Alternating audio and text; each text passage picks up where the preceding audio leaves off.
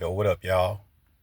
Anyway, in the Nolan Wells case, understand that the Mississippi Medical Examiner's Office has released the toxicology report. Now, it's no surprise that they report that Nolan was highly intoxicated, which is no surprise. The 4th of July weekends, you know what you expect for teenagers to do. Now, this is nothing but a smokescreen, because if you look at previous videos, I predicted that they will come out and attack Nolan's character. Okay. Now, understand that this toxicology report is only part of one answer for a two-part question. Okay. Yeah. They come out and say that he was quote unquote highly intoxicated, but where is the autopsy? Where are the answers for his missing body parts? Where's the reasoning and the logic and the explanation for his lung being missing, part of his stomach, his part of his neck being missing? Where's the explanation for that? And as I said in the previous video, I knew that they would come out and try to paint Nolan as some type of reckless kid and child. Now, the tape has been released with Wyatt and all of the rest of the kids calling, for the tow of the boat and then canceling it, which that's highly suspicious as well. But as I said before, there's plenty of evidence already, reasonable suspicion to have locked these kids up pending this investigation. But now back to the toxicology report, which is only part of it. Now, when civil rights attorney Ben Crump released his preliminary findings in the independent autopsy, we had the naysayers of justice saying, well, why would Ben Crump release this autopsy, while the toxicology report has not come back yet? Okay. Now, just opposed to the Mississippi Medical Examiner's Office, they release the toxicology report, but have yet to release the autopsy. Why is that? Such suspicious behavior, right? Instead of releasing a comprehensive, in-depth analysis of an autopsy, they're cherry picking and taking advantage of this situation and releasing the toxicology report, because what they're doing is they're feeling the heat from, people like us, justice people that are advocating for the justice of Nolan Wells and his family, and rightfully so.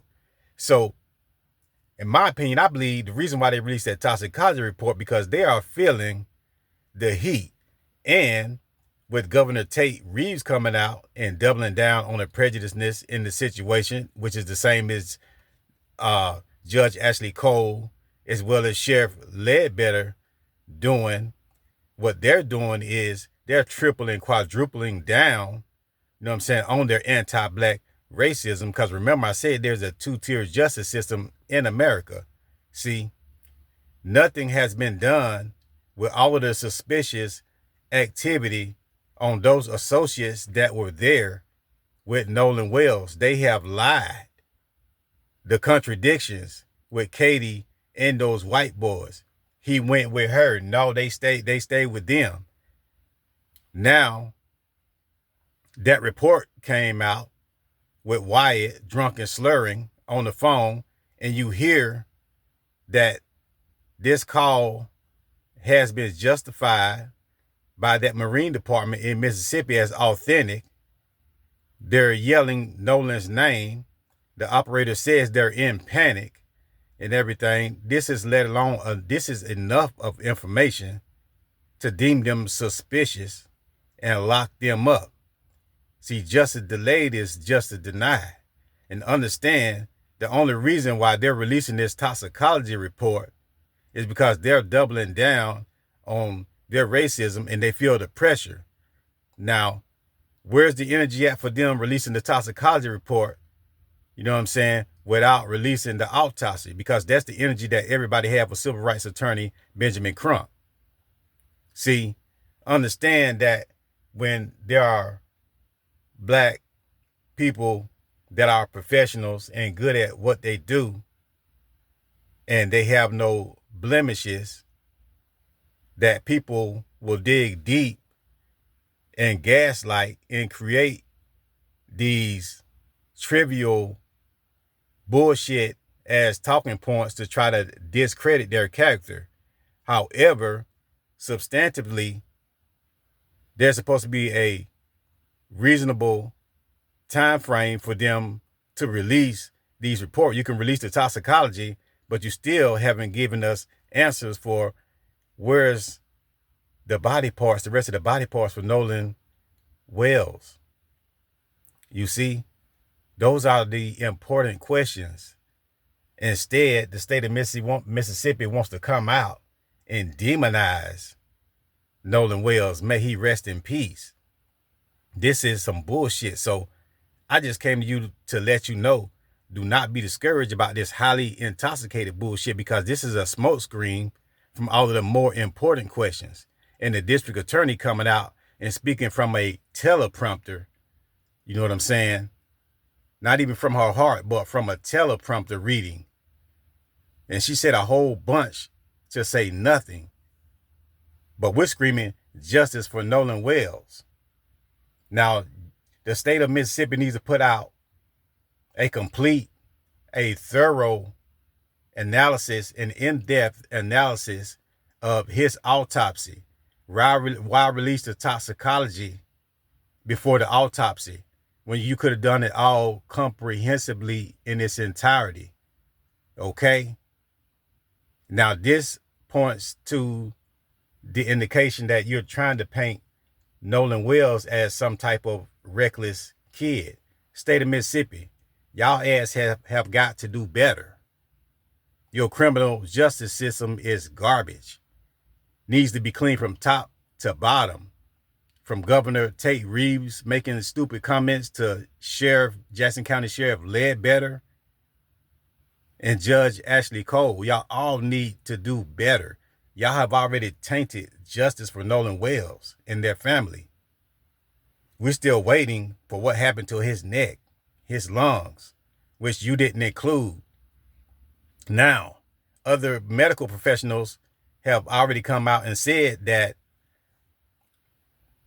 people that do autopsies, as far as the Mississippi Medical Examiner Office, do not arbitrarily forget to put all the important organs and body parts to include them when there is about to be an independent autopsy. So they're saying that it's not normal for them to not include those body parts. Now, it'll be different if they're seeking justice, but all indications point to a cover-up, because the district attorney's responsibility first and foremost is to seek justice. Does it appear or look like, are there any indication that she is seeking justice with all of this evidence in plain sight? The so-called emergency call now that's looking like they were just fishing for an alibi. You're sinking in a boat, supposedly, but you deny and call off the Coast Guard. Why is that? Why would you call off the Coast Guard? Could it be because you don't want law enforcement present? Or could it be because your granddaddy, Jerry Ackerman, said that all y'all asses is going to jail or prison, including him, if you call the Coast Guard? So maybe, since there was a second boat or third boat in question, that y'all allegedly towed Nolan's body to a different dock besides, your town near maybe Bayou, And why did it take so long? When they saw you kids sitting outside that restaurant, people knew that you were not looking for your friend. Why were you not looking for your friend? Because more than likely, you already knew that Nolan had passed. That call to the Seaboat Company proves that you knew that he had already passed. And what you were doing while y'all was having y'all little meeting Y'all were trying to figure out what would be the best time to take Nolan back out and place him at Horn Island. That's what was going on. Even the alleged boat cleaning at someone's house between 2 and 3 a.m. make sense. But it's enough to lock all of you up that was around Nolan. Y'all all should be locked up. You privileged pricks should not be walking free. And I mean that on everything. Justice for Nolan Wells and his family. And may that young man rest in peace. State of Mississippi, y'all ass have got to do better. Furthermore, Nurse Charles, I have a small clip from Nurse Charles here. Y'all listen to this. Hey guys, the toxicology reports have been released in the Nolan Wells case, or at least some summary of it, where they're saying he was highly intoxicated. Well, you know, kids on a beach, on a boat, and 4th of July, I would anticipate that. But be very, very careful not to let the toxicology numbers do the public thinking for you.